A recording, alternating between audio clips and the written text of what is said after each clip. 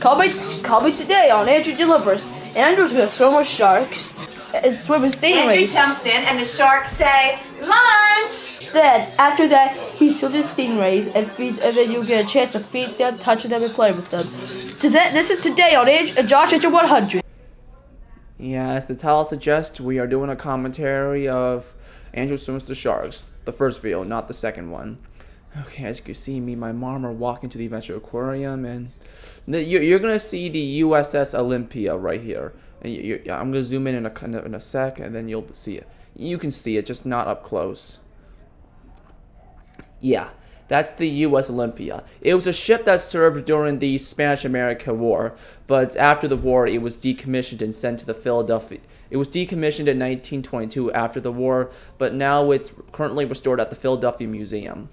Or I think that's what it's called.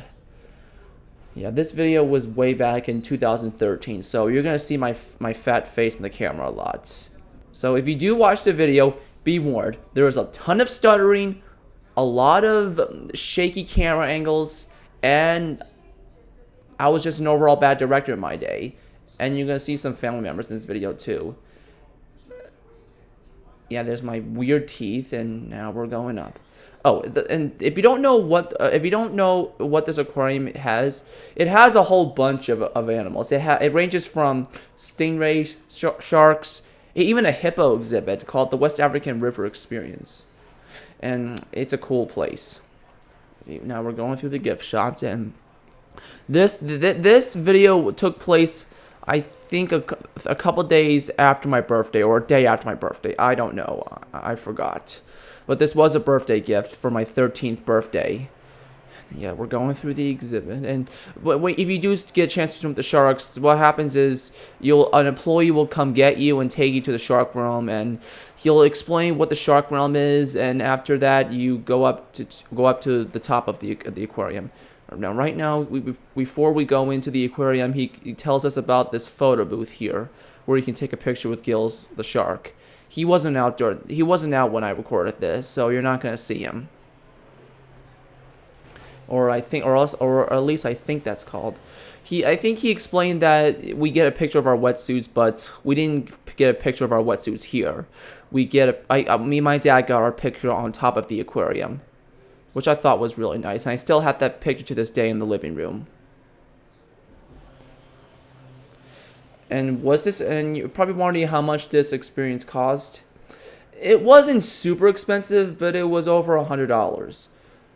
Yeah, it wasn't. It's a bit overpricey, but the experience is worth it. Okay, now we're going into the shark realm. It's probably the second biggest exhibit of the Adventure Aquarium. It's not as big as the Ocean Realm, but they still have a variety of cool sharks in there, which comprise of sand tiger sharks, sandbar sharks, and nurse sharks. Yeah, the shark that you see coming in on top, the shark that's on the top screen, that's a sand tiger shark. In fact, that's one of the sharks that the staff member tells us about, which is ST7, who's the largest shark in that tank. She's 450 pounds and 10 feet long, making her one of the biggest sharks in that tank.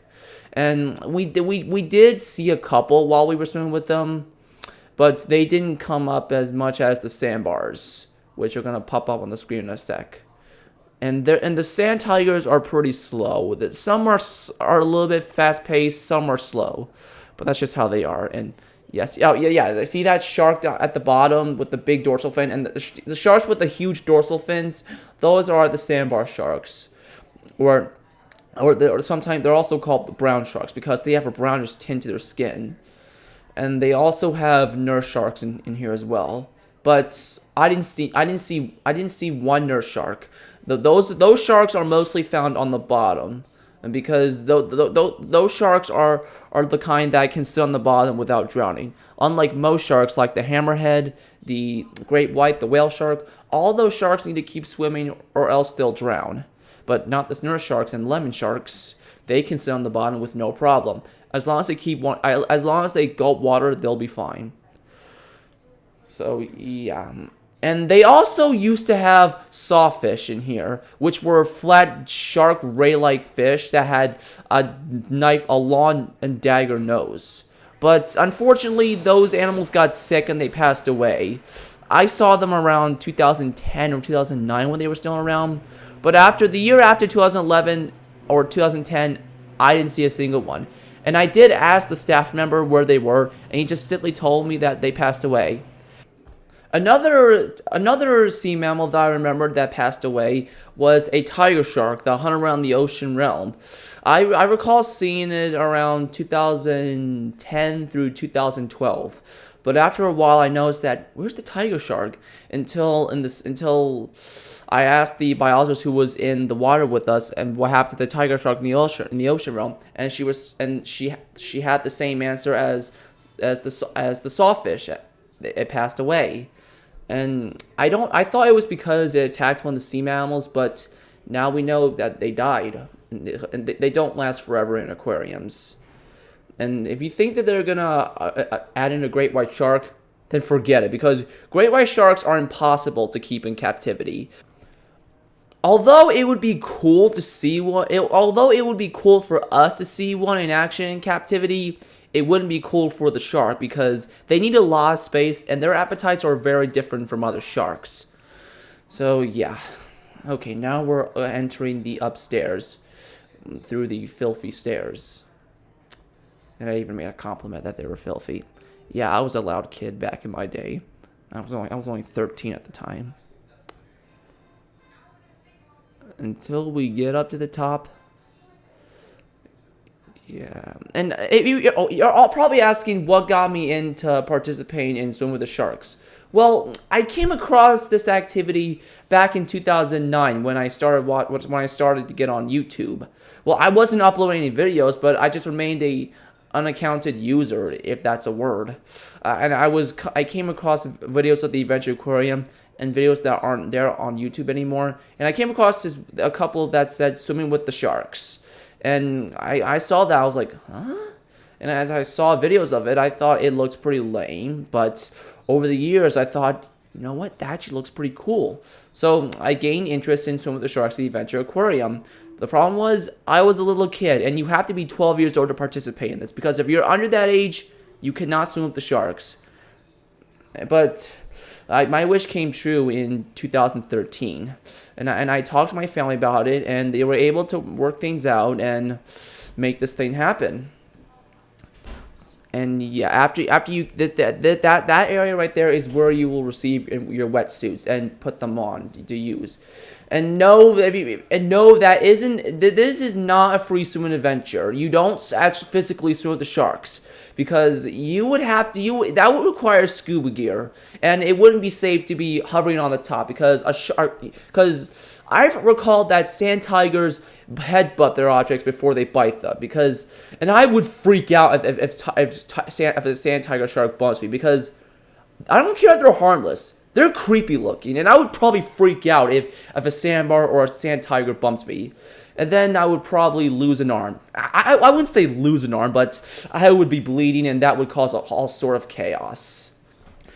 So that's why they made it that way. So you don't have to go through a whole class to earn your scuba gear. You just put on a wetsuit, and then you're partially a diver. I would say a scuba. I wouldn't say a scuba diver. I would say a snorkeler diver, if that's even a word. You throw on a wetsuit, goggles, snorkeler, then boom, you're a snorkeler diver. I don't know what I'm saying. That's not even a word. And yeah, in that room, that's where you get your wetsuit. And I just want to let you know, putting on a wetsuit is not easy, because they're very tight and they're made out of neoprene. The reason why you wear wetsuits is because it helps you stay warm from the cold water in the aquarium. And it's hard to put them on. It took me my dad at least 15 minutes 10 minutes to get that wetsuit on. It was a pain in the tail to get on. It really was. And I probably should have filmed the process of getting into it, but my dad wouldn't let me bring my camera in, so sorry. And we're about to put on our wetsuits. And yeah. That's the biologist who was with us when we were swimming with the sharks. She's in the second one too. I'm not gonna mention her name. Okay, In a couple of minutes, we're gonna be swimming with the sharks. I would say so. Well, more like I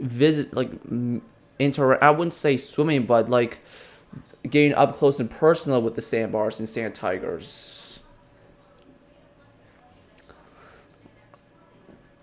Yeah, I don't have a lot to say right here. Yeah, this is where I guess this is why I didn't bring my camera, because there were other people in the bathroom. If I covered that curtain, then if I covered that curtain, I could have filmed the process of getting that darn wetsuit on, but I couldn't. And once you put it on, I felt super in that wetsuit. I'm not bragging, but I just felt like a superhero. And you have to bring water shoes with you as well, because because you can't swim in the tank barefoot. That doesn't look good, and the sharks might mistake your feet for fish because I don't know, I guess they would think your feet are fish, but I don't know. Sharks aren't stupid. They have brains, but they usually have to bump their food before they eat it or bite it. Alright, now we're heading out. And yeah, you'll hear me straining in the video because the wetsuit is super tight. But once you enter the water, it loosens up and you start to feel warm. You get a little cold after staying in that tank for a while, but in the meantime you stay warm. That's because wetsuits are made out of a material called neoprene. And one of the cons with wearing a wetsuit is because that they're made of neoprene, you float like a cork very easily. So you have to be stationary in order to duck your head under the water to see the sharks coming by. And remember, you can't touch them, but just want to let you know that the sandbars come very close. So the biologists have a PVC bar to keep them away from them, and they don't like anything in their face. It's mainly just to keep them away from you, and to probably prevent you from touching them.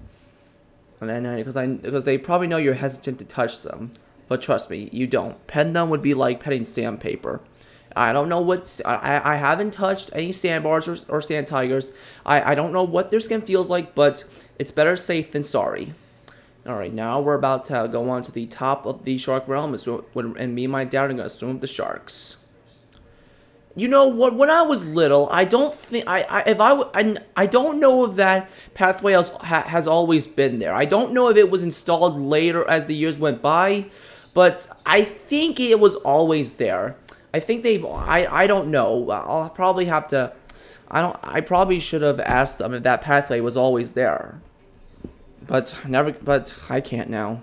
This was 6 or 7 years ago. It was 2013.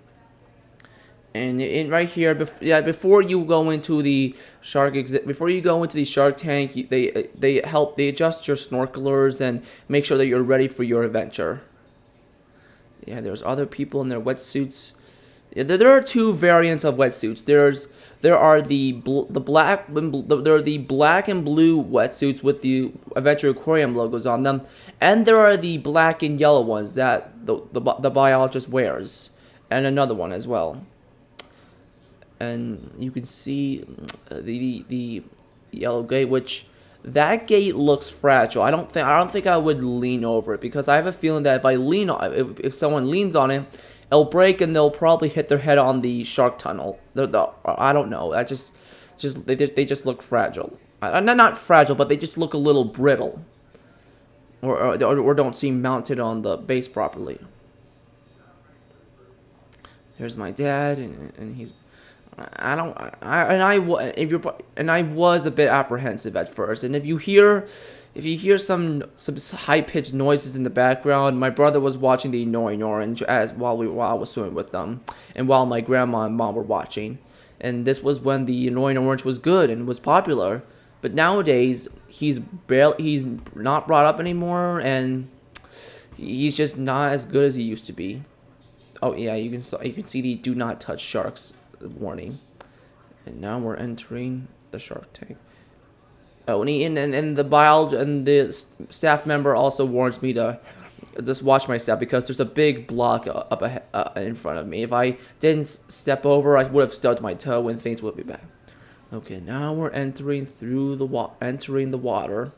Now, and oh boy, this water. Now, the water wasn't on Titanic levels of cold, but it was chilly. I mean, really chilly. Like, as soon as I got in there, my first reaction was, oh my god, this is cold. And you can see a sandbar strolling by, and my dad does point one out. Yeah, and in this scene right here, Hannah basically explains I forgot what she explained. I think she explains the snorkelers and that they were brand new and what you should do when you snorkel. I have no idea. This was a long time ago. You're talking 2013. All right. While she's explaining, I might as well tell you a brief history on the Adventure Aquarium. People are probably thinking this aquarium always had a bunch of exotic animals and was always called the Adventure Aquarium. Not true, actually. This aquarium wasn't always called the Adventure Aquarium, and it wasn't an instant success when it first came out. The Adventure Aquarium dates back all the way in 1992 when it was first called the New Jersey State Aquarium. And upon opening on its first year, it instantly got some bad reviews. Wait, but what the wiki described was... Now, what the wiki described is the building's concrete nature was glaringly apparent The building's concrete nature was glaringly apparent both inside and out, as bare gray concrete walls defined almost every public space. The carnivorous rotunda, capped by a classic white dome, featured a definite echo and was poorly lit. None of the exhibits were themed, and many of the tanks seemed to be lined up in neat, square rows. Graphics were almost non-existent, and the building itself tended to feel small. But the death knell came by the animals themselves. As a New Jersey-based operation, the original aquarium displayed only native fish, normally brown and gray in color, and just about nothing else. Attendance had plummeted to a mere 400,000. Alarmed, the aquarium's managers began to start a renovation, and after that, the aquarium closed down. But a couple years after that, the aquarium reopened on May 25th, 2005 as the Adventure Aquarium.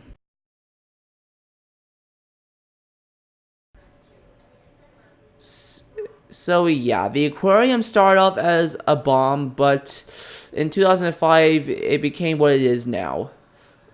An aquarium filled with fascination, and the only aquarium in the world that has a hippo exhibit.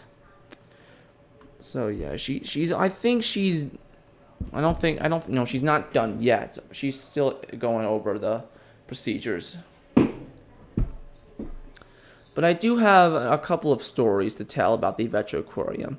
Now, the Adventure Aquarium used to have seals that I think I first came to the Adventure Aquarium in around 2007, I think, or the year after that. I don't remember, but they still had the hippos, they still had the ocean realm, they still had the shark realm, they had the penguins, and but one thing that they used to have, the stingray exhibit didn't exist at that time, but they used to have seals, and I would visit them almost as much as the hippos. But over time, I've noticed that but when I visited them at around 2012 or late 2011, I noticed that they were gone. And I always wondered what happened to them.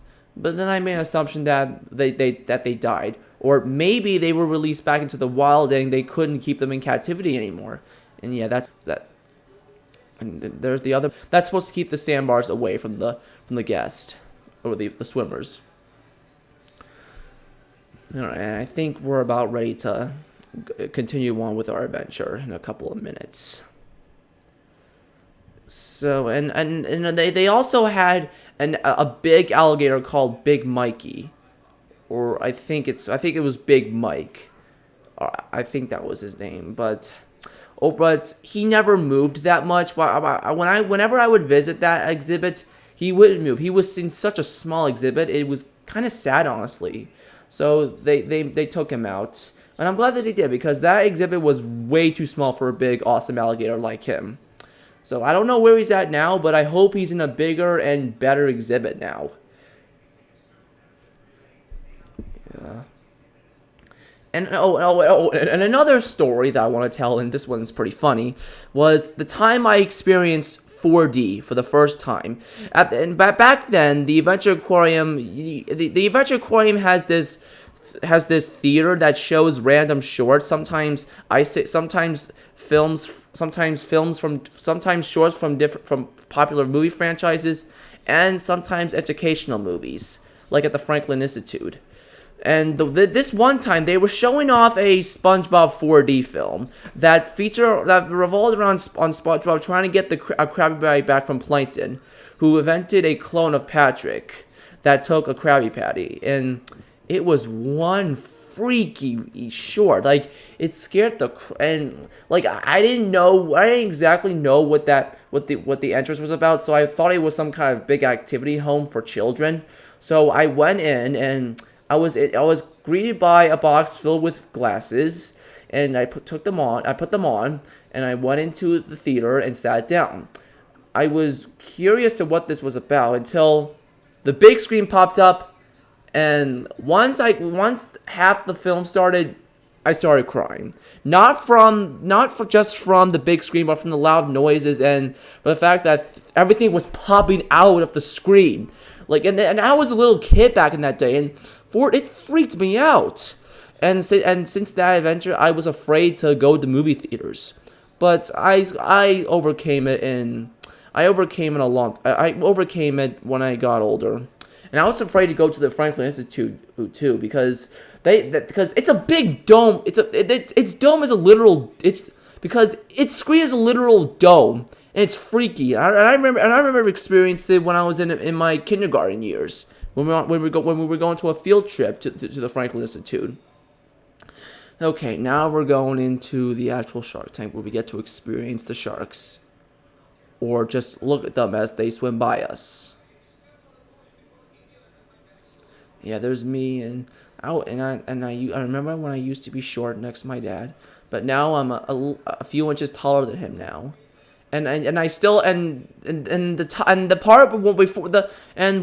part where I mentioned the yellow gates, that's where I got my picture taken with me and my dad, and that picture is still in the living room today. Yeah, and my mom, I think my grandma is holding the camera, or maybe my mom, so that's why the camera work is terrible in this scene. And I think my grandma is filming. Yeah, I think it is. Okay, so now we're about to duck down and look at the sharks.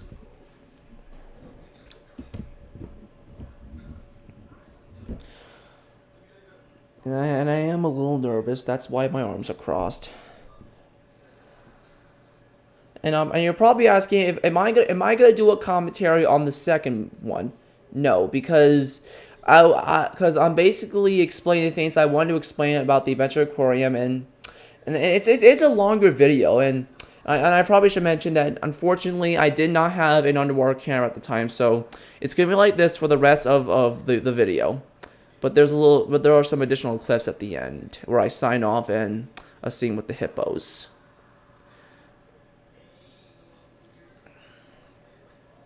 There's my dad, and I made a lot of mistakes when I was looking down.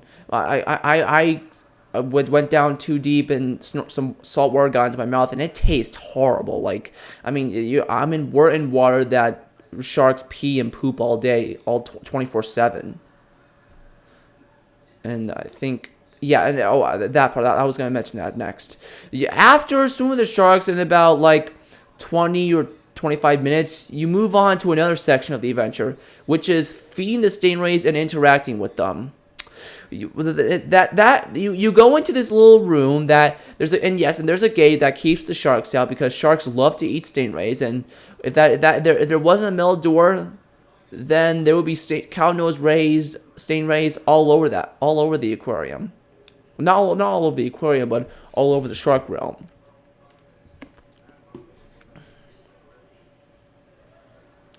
Yeah, I apologize for the horrible camera work.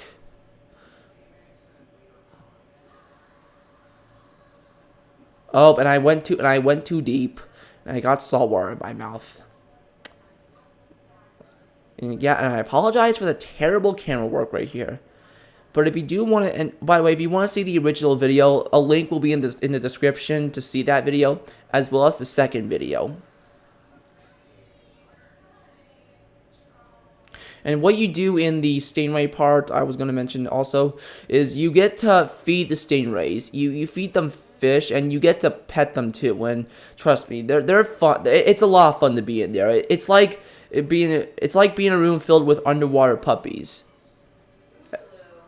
And the cow-nose are really friendly, and they also have a big spotted stingray in that room as well, or that tank, I should say. Oh no, the camera work is crapping out again.